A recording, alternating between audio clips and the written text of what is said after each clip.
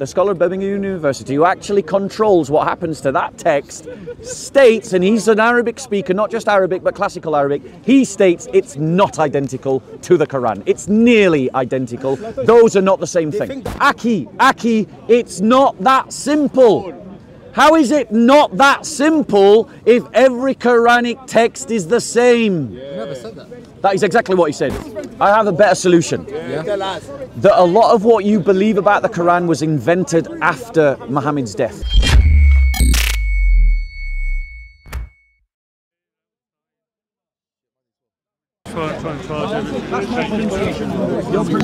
Your pronunciation is better. No, there's a difference between Illah and Allah. What does that say?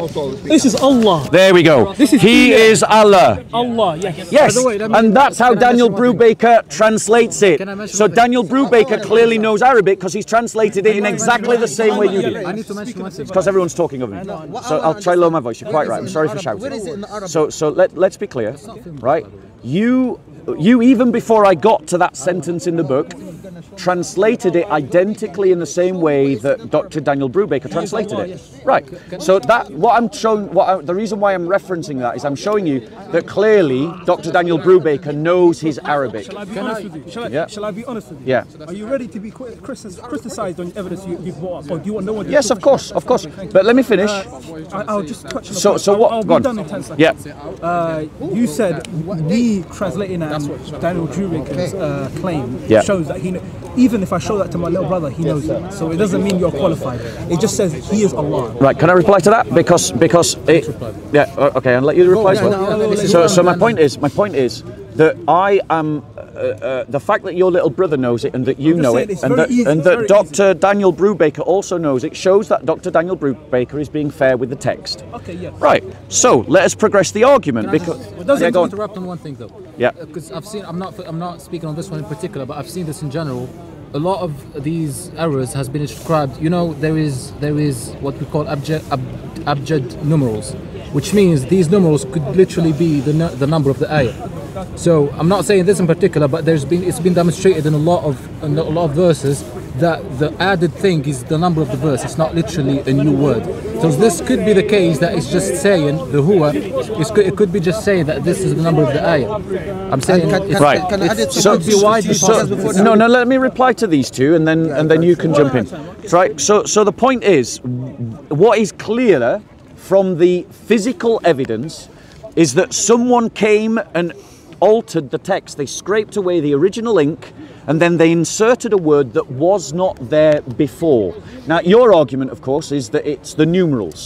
Could be the numerals. However, we showed in the other examples that it was actually other words, right? Now, the point is, whether it's the numerals or other words, someone's coming along and tampering with the codex. Someone's coming along and tampering with the text. Right? Now, I just want to see if he actually states what the original words were. Drawn in rather than in written. The huwa which extends into the right margin is likely part of the same correction, though it is at least possible. Right, hold on, let's say, I think he might have said it here. All right, both manuscripts 9. Right, it doesn't seem to suggest that he knows what the original reading was in this instance. So the date. Right. I'll ask you about the date. The date of what, sorry? So when did he find about this? Right. So this study that he's done. Yeah. I mean, his work, his study is published. So it's very recent, actually. It's in the last couple of years. The Quran has been changed. Yeah. Or one manuscript has been physically changed. No, it's multiple manuscripts. Multiple manuscripts. Into the moral error? Do you have different Qurans now? Yes, you do have different Qurans. Yeah, you do. I want to know. You have different Qurans. You know, we today. need the date because we have something called Birmingham Quran. You heard about it. So first century. So in term, well, this is exactly the point. Is that. So how is that Quran that found in Birmingham was in the first century of Islam is no different from the Quran we've got now? Actually, that's not true. Wow. That isn't true. No, it isn't. It's absolutely true. It really isn't true. We already did No. Sorry. Hold on. Wait a second. Hold on. No. Let me reply to what you just said. The Birmingham folio, right? When the original interviews were given by the scholars that have control of the Birmingham folio, right, and I actually watched that interview in real time, right, on BBC, I watched it, right, and I paused it and I repeated it and I wrote it down, the quote. I don't have it on me. But what he said was that it was nearly identical to the Quran of today. He didn't say it was identical to the Quran of today. Now let me ask you this question. Is nearly identical the same as identical? Anyone could say anything though. Does he have evidence to provide? No, answer my question. I read it, does he when have? I see the text in the Birmingham, I looked at it in my own, so I read and write Arabic, so I don't need someone to tell me. He's a scholar, bro. Yeah, I don't care. I read and write Arabic. So he can be a scholar, reading and writing. Remember what the guy said about going to people of learning? No, of course you're meant to. I'm not saying that you're not meant to understand everything. You don't need a scholar to. I'm still waiting for you to answer my question. Yeah, when I read that in the Birmingham Quran, I'm still waiting for you to answer. The Quran I got now is the same. So here's my question again. No differences. So here's what I actually asked you. Here's my actual question. You didn't answer. Is nearly identical the same as identical? No, of course not. It's not. There you go. Is it? No. Is it? No. Is it? Right. So the scholar that is actually the one, I can't remember his name off the top of my head, but the scholar of Birmingham University, the scholar of Birmingham University, who actually controls what happens to that text, states, and he's an Arabic speaker, not just Arabic, but classical Arabic, he states it's not identical to the Quran. It's nearly identical. Those are not the same thing. They think the Arab Christians, all of these people, they're going to let that go. When I wanted to respond to his point, you said you wanted to touch on the point and we'll listen. Yeah. I'm going to read it. Yeah. That's the With all due respect, we're not going to afford a scholar. Akhi, let me just prove a point. Let's say me and you speak English, and there's one page of text, and we need to find out if this page of text is similar to the original. You speak English and I speak English. However, I may be a bit more proficient in it than you. We can get 10 guys. That's 100%. It doesn't take a scholar to find out if there's a word missing or a change in the text. That's fact.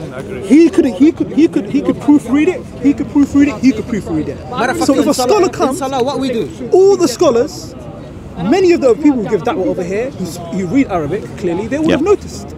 So, okay, until you give us the name, I reply to that? It means nothing. Can I reply to that? Let me just finish. Let him finish, sorry. Even if you do bring his name, he has to be a trusted scholar. He has to be a known scholar, and he has to actually have credentials. Yeah. That's what we have. Trusted. So let me reply to that. You didn't provide any. Okay. Well, I'm sorry that you're not listening to the evidence that I'm providing, but the evidence is there. Firstly, let's be honest, claiming that they've got to be a trusted scholar is a bit of a non sequitur argument. And the reason why it's non sequitur is because here is a scholar that's telling you your text of the Quran has been changed, and obviously you're going to say that he's not a trustworthy scholar. You said, no, sorry, you asked for me to let him finish. Now show me the same courtesy. Right, so the fact of the matter is, he's saying you've got to trust that you've got to use a trusted scholar. Well, I trust Daniel Allen Brubaker, PhD. But you guys are going to say he's not a trustworthy scholar. So appealing to trustworthy scholars is just a way of saying, I only believe those scholars that say what I want to hear. Right? Now, let me finish. Because I don't know if any one of you witnessed it, but Mohammed Hijab, right, had a Muslim scholar called Dr. Yasser Qadhi on his YouTube channel, right? And the interview, he asked this question to Dr. Yasser Qadhi. He said, Dr. Yasser Qadhi, if I give you a blank mushaf, what's a mushaf? No, it's an empty book. There we go. That's what a mushaf is. What would you write in it? Now, the obvious answer that Dr. Yasser Qadhi should have said, is something like, well, the text of the Hafs Quran that was published in 1924 in Cairo. But he didn't say that. What was Dr. Yasser Qadhi's reply? He said, Aki, it's not that simple. How is it not that simple if every Quranic text is the same? You never said that. That is exactly what he said. I said that. No, Dr. Yasser Qadhi said that. He's kafir. We don't even take his Oh, he's kafir. He's kafir. So there you go. They're only scholars if I agree with them. They're kafir. He's murtad. When we explained the whole thing about different letters and variations, I explained that. I said, I acknowledged that. Right, hold on one second. But you said there's No. I was really responding to these two guys. Okay, with all due respect, I haven't seen that interview, and I'm not well informed in Yasser Qadhi. I have seen it. Okay, well, I can't really respond to you. His name was just there. Yeah. His name was just. I was just talking to another fella about him. It's Murtad. We don't even listen to him. There you go. We don't like this scholar because he says something we don't like, which is exactly what I said that they would say. It's exactly why they said that they would say. He is not saying his views because he doesn't like his personality. No. Maybe there's some evidence. Of course it is. Let's say there's a scholar who comes along and he's known. I'm not saying that Yasir Qari is that. I'm just giving you a big example. Yeah. I don't know about Yasir Qari. What's your name, bro? My name's Salman. Nice to meet you, Salman. Listen, there could be a scholar who's known to be untrustworthy, who has very heretical views or whatever. The main body of scholars are not going to accept him or his works. Yeah. He may have good works in certain specific, places that they may, see, but generally he will not be taken. So he has to be trustworthy. Just having a PhD does not make you an Islamic scholar, with all due respect. You have to actually learn the Quran. Learning classical Arabic does not make you a scholar on the linguistics of the Quran, because that's classical Arabic and the Arabic in the Quran are not identically the same. Right. So my point is that all you're doing is affirming my point, which is that when a scholar says something you don't like, you try to dismiss the scholar. So appealing to scholars is not the way to proceed with the argument. It is, because the scholars have studied the Quran very thoroughly and their language behind it. And Has Daniel, he studied the Quran very thoroughly? Yes. Where has he studied it? Yes, he studied the text of the Quran very thoroughly. No, I'm saying the actual Quran. He studied the history of the Quran in its early manuscript tradition. According to what? The hadith? According to his PhD, which has to undergo a viva, which means that other scholars have to pass him on his viva for him to get accreditation. Without the viva, there's no accreditation. And that means that it wasn't just him that wrote a book, it means that other scholars agree that he is making a legitimate academic point. So that's how it works in Western education. He's making an academic point. Point. Muslim and non-Muslim, yes, there would have been Muslim. I don't know for a fact, but I'm willing to bet that on the. I'm willing to bet. One mainstream scholar that is widely accepted that agrees and actually agrees with what he's saying. No, but there you go. This is the fallacy of that I've already exposed. You're simply trying to dismiss any scholar you don't like. It's not about me. I'm saying mainstream. Dr. Alan Brubaker is mainstream. Dr. Alan Brubaker is mainstream. I think I've seen, again, don't take my word for it, but I've seen a lot of things with these manuscripts adding and erasing stuff. It's literally just kind of adds. So for example, in Surah Tawbah, there's been an adding that don't say Bismillah in the name of Allah because it's in the middle. There's been a lot of stuff, just instructions, and some scholars took it as taken away from the Quran and changing it, even though it was just instruction for the reader to guide them through the verse. Yes. A lot of them have been like that. So I'm not saying all of them, but a large part has been also the numerals, adding the number of the verse. Try to pay attention though. It's actually a major thing. It's not like a minor thing, 1 or 2 verses. It's been in a lot of them. I'm not saying it's all of them, but I'm saying you always have to. Can I ask you a question? You're making a claim that the Quran has been changed. Are you trying to link that to the lack of preservation of the Quran? No, what I'm demonstrating. It's been what do you call it again? Corrupted. Well, it's definitely been corrupted. Yeah, but let me be clear exactly what my claim is, right? One, I'm not saying that the text of the Quran has been massively corrupted. Even though it's single dots. Let me finish. You got to understand you got to understand my claim, right? I am willing to agree with Muslims that in terms of the stability of the text, the Quran has been a largely stable text. I would even say that it's a largely stable text. And I would even go so far as to say, I'm happy to say that percentage of stability is above 90%. I'm even willing to go so far as to say it's above 95%. You believe right? It just for the sake of argument? No, I actually believe that the Quran has been basically, essentially preserved. I'm willing to concede that point. And the reason why I'm willing to concede that point is because the evidence supports that idea. But what the evidence does demonstrate is that it has not been preserved 100%. The text has not been preserved 100%, and that means the Quran has not been preserved 100%. I would disagree with you. So you explain Can I show you why? Yeah.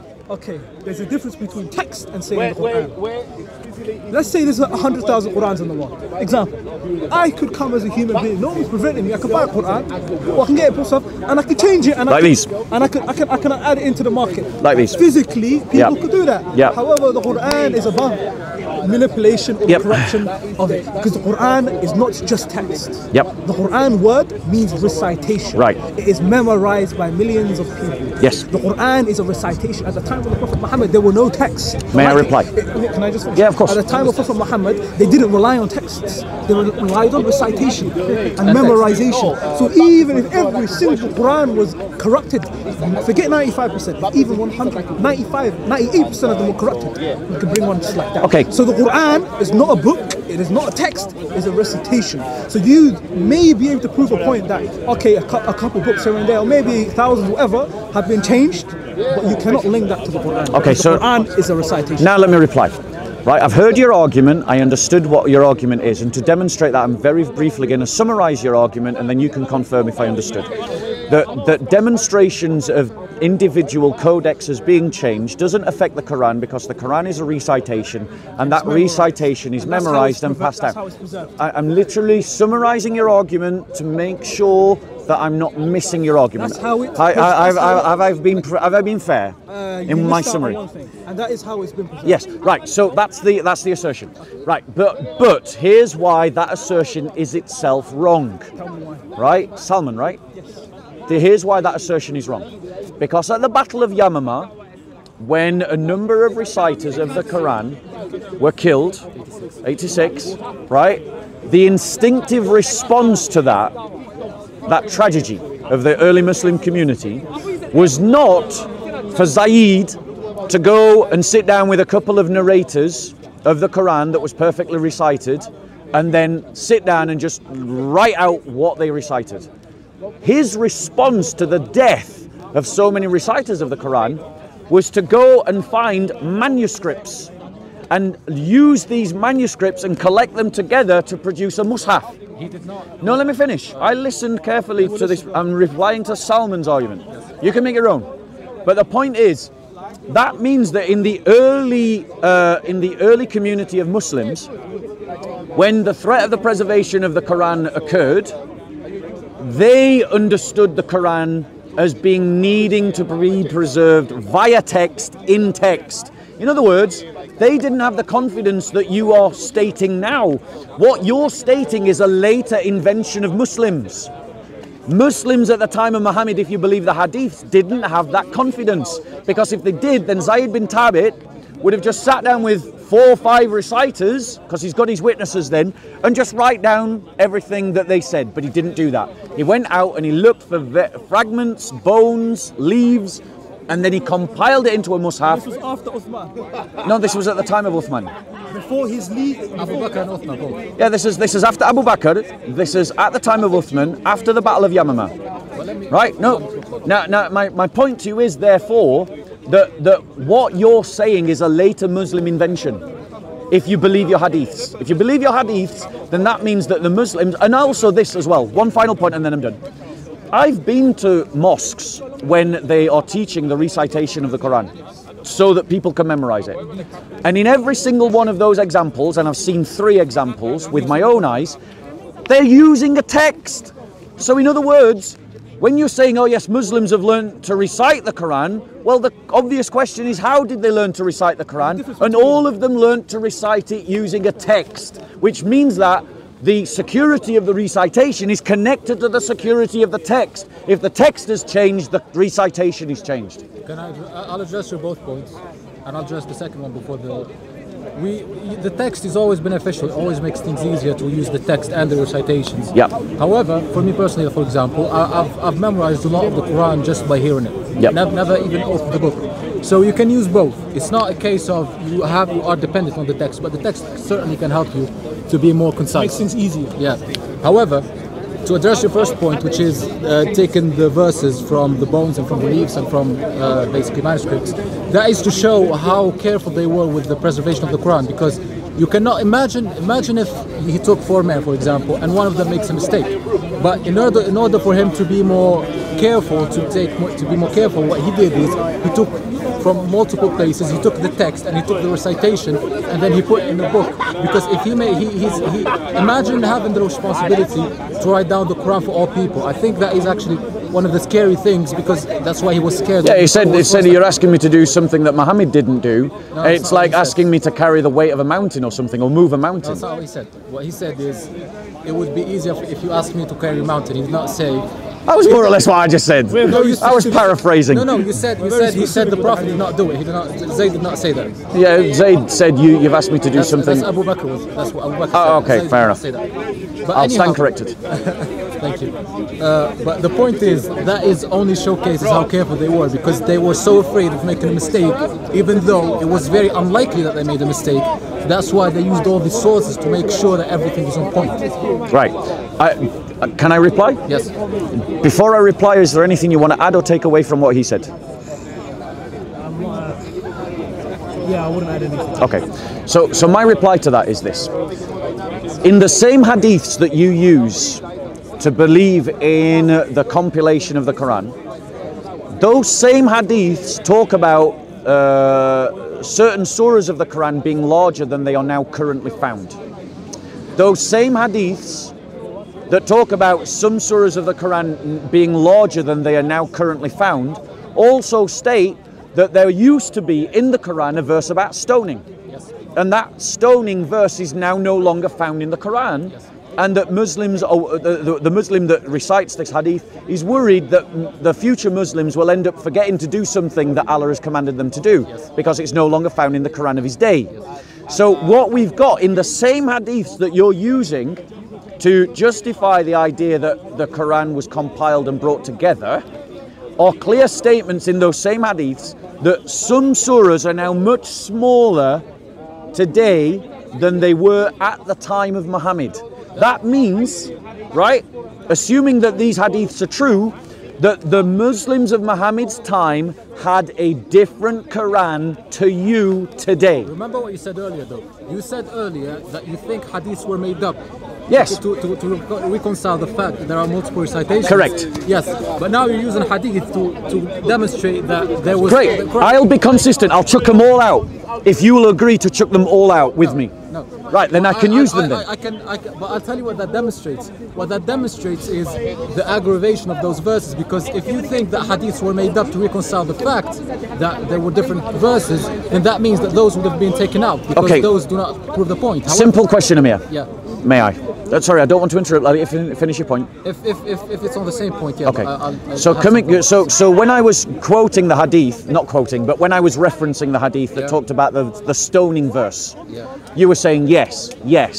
Do you agree that there is a hadith that talks about the stoning verse being in the Quran at the time of Muhammad? Yes. Do you agree that same hadith says that it is no longer found in the Quran? It's no longer in the Quran. It's no longer in the Quran. Is it therefore fair for me to say that at the time of Muhammad there was a Quran that existed that is different from the Quran that you have today? There were verses that were aggravated, yes. Right. So therefore, when I claim that your Quran today is not the Quran that Muhammad had, I'm not lying, am I? You're being imprecise. Did the Quran at Muhammad's time have the stoning verse? Yes. Does your aggravated in his time? Does your Quran today have that verse? No, but it was aggravated at the time of the Abrogated, Prophet. abrogated. Yes. Yeah. Abrogated at the time of the Prophet. Right. Including the breastfeeding verses, and including a lot of verses. Yep. Literally, the hadith about the stoning verses demonstrates that they have not been lost due to loss of manuscripts. Yep. Because Omar clearly says we memorized those verses. So Omar himself narrating knows the verses, but he said they were abrogated and the ruling stayed. And if it was not that he was afraid that people would forget that, he would have put it. That means he knows it. It's something that people knew, but because the Prophet abrogated it, that's why it was taken out. Right, so the first point of my claim then is now established. The Quran of today is not the same as the Quran of Muhammad's time. Let me 1 second. Go on, I'll let you, yeah. I will just say that the Quran that we have today is the same that was at the time of the death of the Prophet. Right, so now let me respond to that. Because the Quran is just a giant mess, right? Here's why. The Quran permits the drinking of alcohol and the praying towards Jerusalem, but then abrogates it with other verses, does it not? Yes. Right, yeah. Right, but those verses can still be found in the Quran. So what we've got are three examples. Two examples of verses that are abrogated that can still be found in the Quran, and one example of a verse that is abrogated that can't be found in the Quran. In other words, there is no consistency about how the Quran was written. In other words, we've got examples of abrogated verses that you can still find, and examples of abrogated verses that you can't find. There's no consistency in the methodology of the compilation of the Quran. It's not the compilation, it's what the Prophet ordered. I have a better idea. Yes. I have a better solution. Yeah. That a lot of what you believe about the Quran was invented after Muhammad's death. I wouldn't. Literally, the same hadith. The hadiths prove our point, because if They also prove my point. If it looked bad for them to say those things, they wouldn't have said it. Which is what you're saying, that hadiths were made up. If that was the case and things were being made up, taken away in order to make a narrative, that would mean that those we cannot find those hadiths. Those hadiths would have been lost. But even then, those same hadiths that we use tell us that Muslims were disputing about how to recite the Quran. Yes. Remember when the Muslim armies were on the verge of invading Armenia, and not the companions, but the leaders of the armies went back to the companions and said, you know, save the people because they're arguing over how to recite the Quran. Yes. Why would you argue? Now remember, this is after the death of Muhammad. Yes. Right? Because you said, and so I'm responding to your argument directly, you said, okay, the Quran that was around when Muhammad was alive is different from the Quran that we have today, but it is the same as the Quran that was there at Muhammad's death. Yes. But the hadiths that we're using also state that after Muhammad's death, Muslims were arguing about how to recite the Quran. Yes.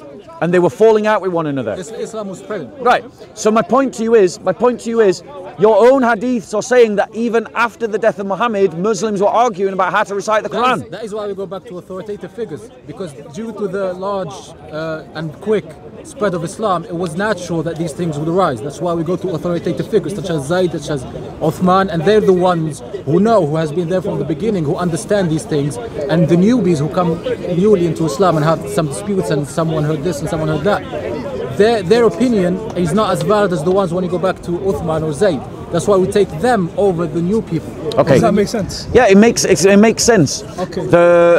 But for me, what this demonstrates, this for me confirms my essential argument, which is that the Quran has largely been preserved. And I also I'll even go further and I'll say that the essential message of the Quran is completely uncorrupted. The essential message of the Quran is definitely there. It has not been changed. The idea that there's one God, that Allah is that God, that Muhammad is his prophet, that Allah is one, that he doesn't have partners, that you shouldn't commit shirk. I accept that has been preserved, right?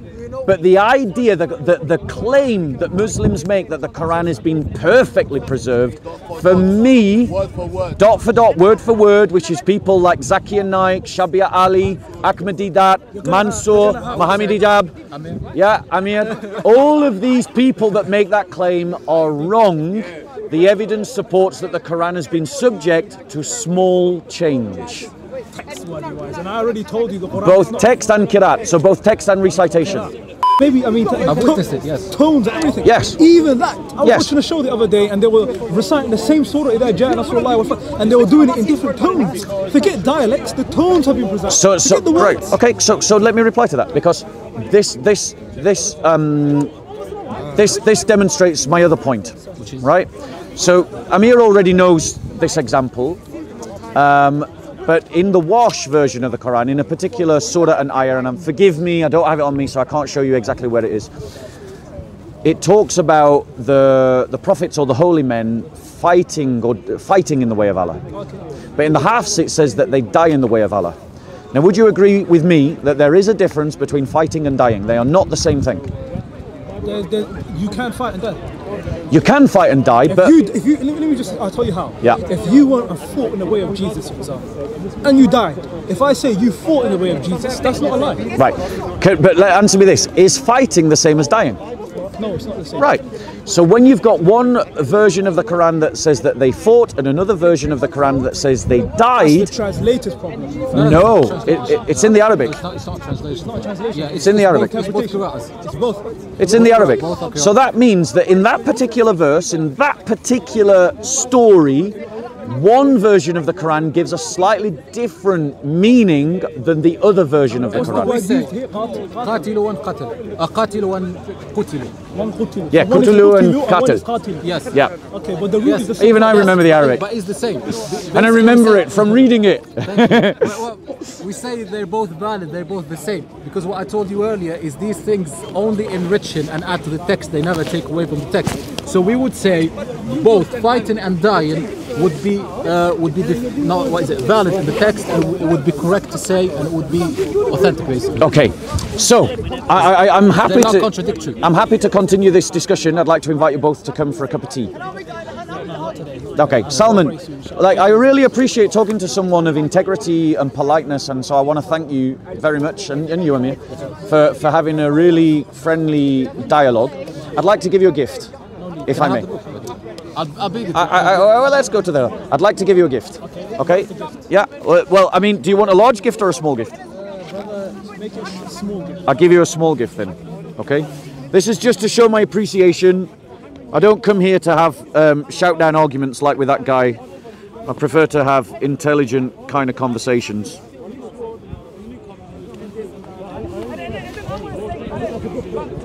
Okay, there you go. Little gift, just to show my appreciation. We'll see. I'll read. Yeah, and if you wanna come and talk to me again, Salman, I'd really love to talk to you again.